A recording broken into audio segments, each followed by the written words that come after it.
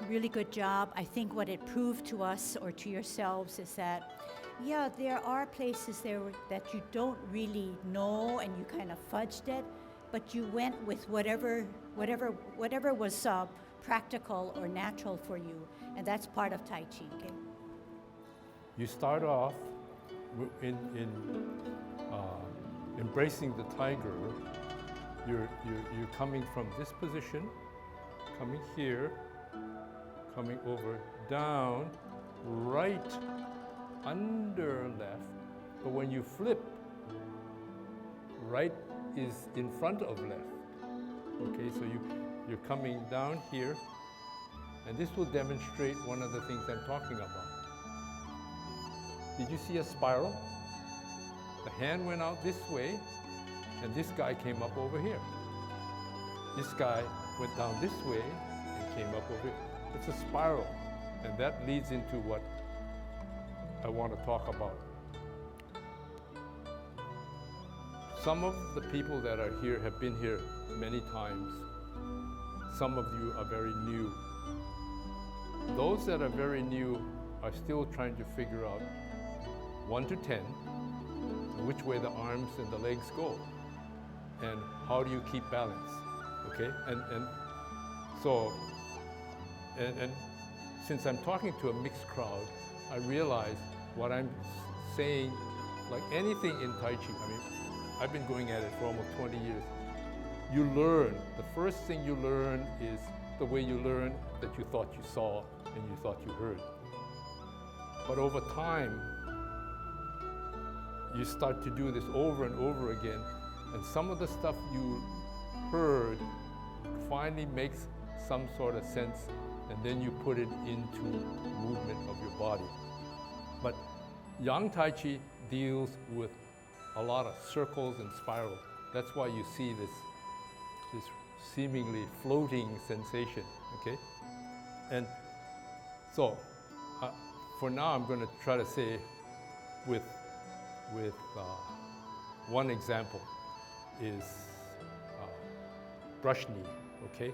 Brush knee, we're taught that says let's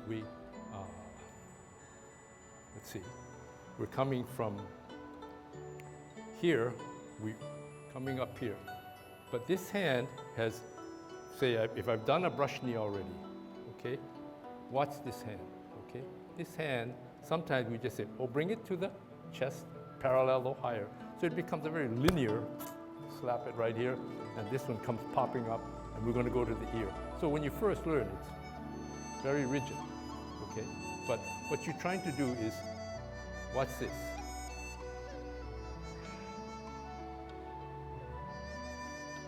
What's that? Spiral, okay? So you're coming from here, this is a spiral, coming down, 2 spirals which are sort of out of phase, spiral. Okay, so look to that. Something simple as coming back this way, pushing this way. What happened to the hand? Came back this way, spiral. Okay? And obviously when you come to here, like I just showed you, spiral. When you push out, spiral. When you do cloud hands, spiral. Read the paper, turn the page. Read the paper, turn the page. This one is coming here, it's covering my tummy, comes up, get ready to turn the page to give me the paper. Okay? But these are, again, out of phase spirals, but nevertheless spirals. Anyway, I think the important thing is for you to have the concept of spiral and possibly a drill.